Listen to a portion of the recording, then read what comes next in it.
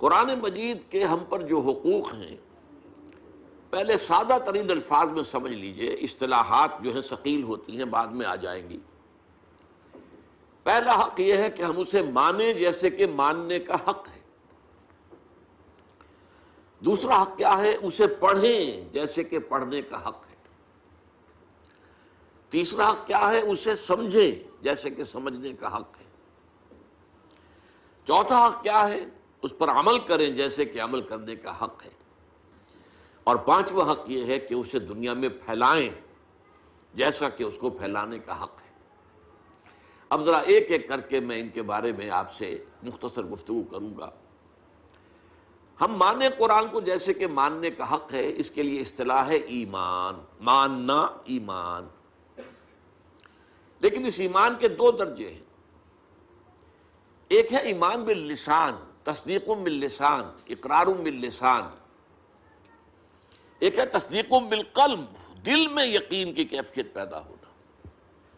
اب ظاہر بات ہے کہ ہم زبان سے مانتے ہیں کہ قرآن اللہ کا کلام ہے جو محمد رسول اللہ صلی اللہ علیہ وسلم پر نازل ہوا، اور یہ بعین ہی جوں کا تو موجود ہے، محفوظ ہے۔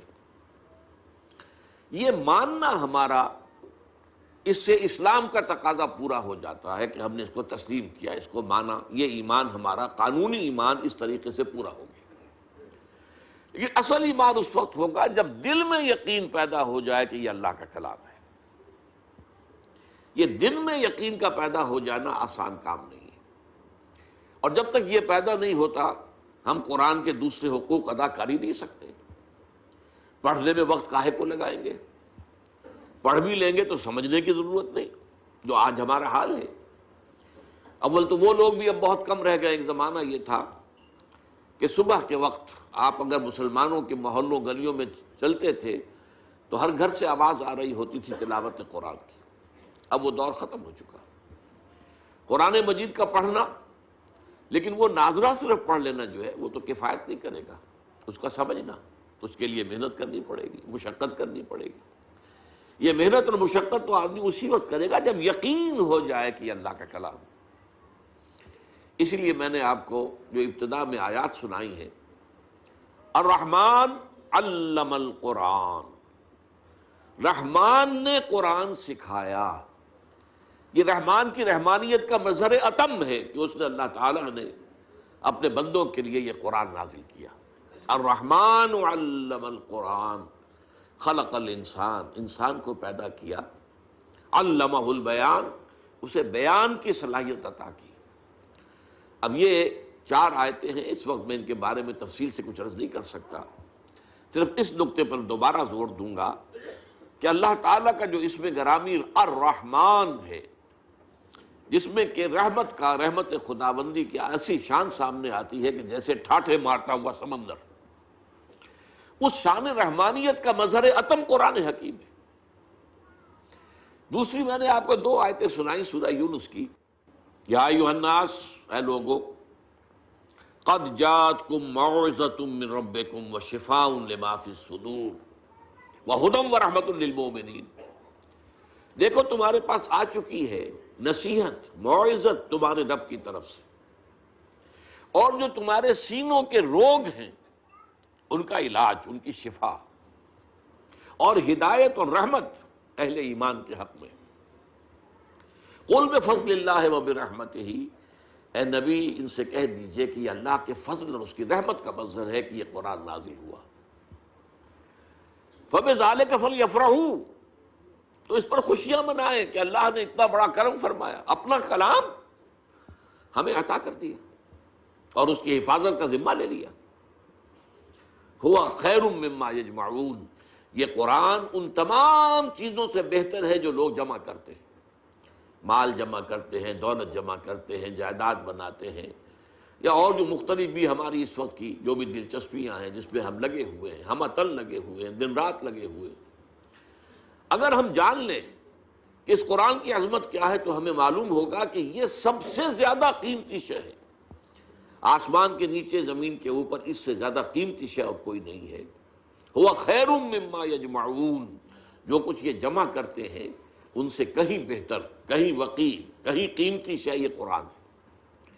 لیکن یہ کیفیت ہمارے اندر کب پیدا ہوگی؟ جبکہ ہمیں یقین ہو جائے. اور میں آپ کو دعوت دوں گا ایک سیلف سینسر جسے ہم کہتے ہیں، سیلف کریٹیسزم جسے کہتے ہیں. ہم اپنے اپنے گریبانوں میں جھانک کر دیکھیں کیا واقعی ہمیں یقین ہے؟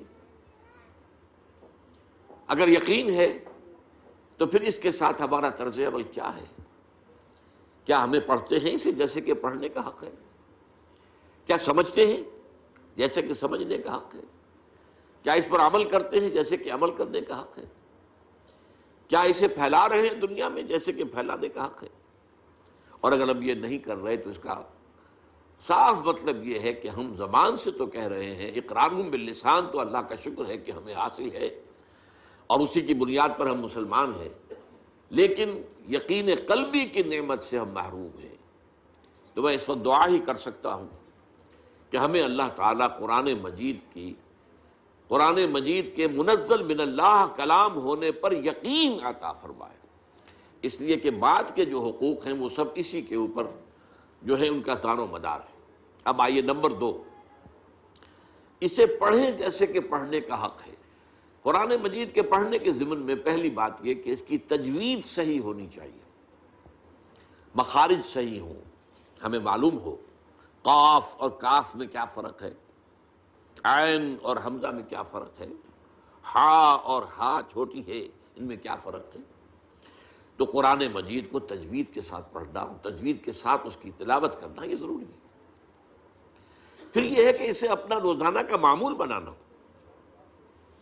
چنانچہ ہمارے صحابہ کرام رضوان اللہ تعالی علیہ مجمعین کا تو معاملہ یہاں تک تھا کہ بہت سے صحابہ ہر ہفتے ایک مرتبہ قرآن ختم کرتے تھے. ان میں سر فہرست حضرت عثمان بن عفان رضی اللہ تعالی عنہ، ہر ہفتے قرآن مجید ختم کرنا یہ ان کے معمولات میں شامل تھا. یہی وجہ ہے کہ قرآن مجید کی آپ 7 منزلیں آپ دیکھتے ہیں. یہ 7 منزلیں کیوں تھیں؟ یہ 7 منزلیں اسی اعتبار سے کہ ایک منزل روزانہ کی تلاوت کر کے ہر ہفتے میں قرآن مجید ختم کر لیا جائے.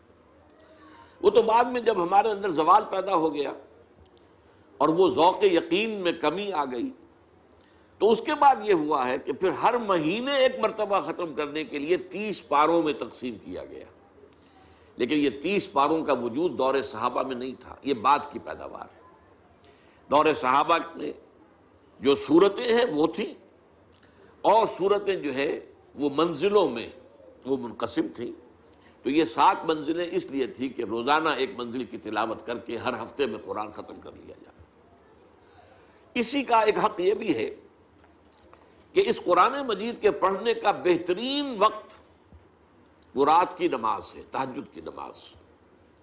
یا ایھا المزمل قم اللیل الا قلیلا نصفہ او انقص منہ قلیلا او زد علیہ ورتل القرآن ترتیلا. اب ظاہر بات ہے کہ اس کے لیے لازم ہے کہ کچھ نہ کچھ قرآن یاد کریں.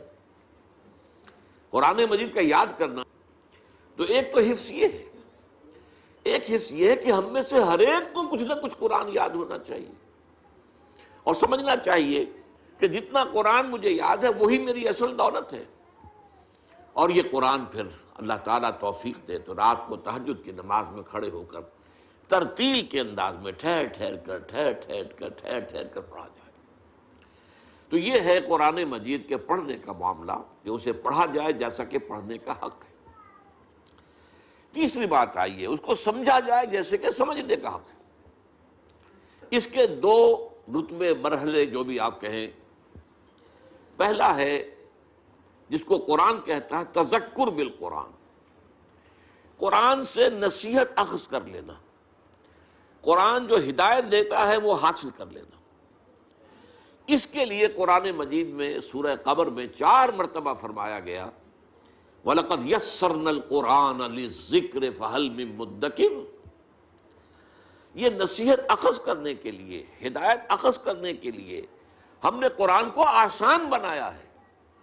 تو ہے کوئی تم میں سے کہ جو اس سے ذکر حاصل کرنا چاہے؟ قرآن اس اعتبار سے دنیا کی آسان ترین کتاب ہے. لیکن ایک شرط ہے، چھوٹی سی شرط، اس کو اس کی اپنی زبان میں پڑھا جائے. قرآن مجید نازل ہوا عربی میں نازل ہوا اور عرب ہی پہلے مخاطب تھے، لہذا ان کے لیے تو بہت آسان کام تھا۔ حضور کی زبان مبارک سے قرآن ادا ہو رہا ہے اور ان کے قلوب پر اور ان کے اذہان میں اترتا چلا جا رہا ہے۔ انہیں کسی دقت کا سامنا نہیں تھا کہ پہلے وہ عربی سیکھیں، عربی گرامر پڑھیں اور پھر قرآن مجید کو سمجھیں۔ لیکن یہ جو تذکر بالقرآن ہے، قرآن مجید سے نصیحت اخذ کرنا، ایک ہے قرآن مجید پڑھ کر صرف ثواب حاصل کر لینا، میں اس کی بات تو ختم کر چکا۔ وہ تو جو تھا پڑھنا، جیسا کہ پڑھنے کا حق ہے اس میں بیان ہو چکا، یقیناً تلاوت سے ثواب حاصل ہوتا ہے۔